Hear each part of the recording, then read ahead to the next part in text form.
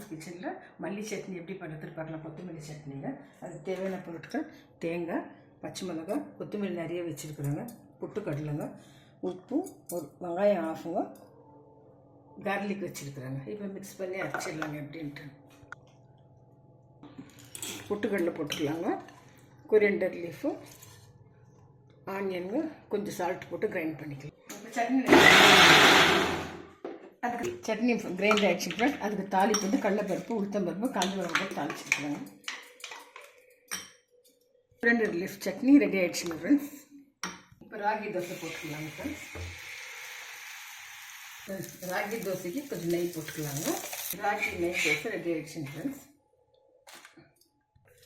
ராகி நெய் தோசை ரெடி ஆகிடுச்சுங்க ஃப்ரெண்ட்ஸ். மல்லி சட்னி, கொத்தமல்லி சட்னி ரெடி ஆகிடுச்சுங்க. இது ரொம்ப ஆப்டாக இருக்குங்க ராகி தோசைக்கு.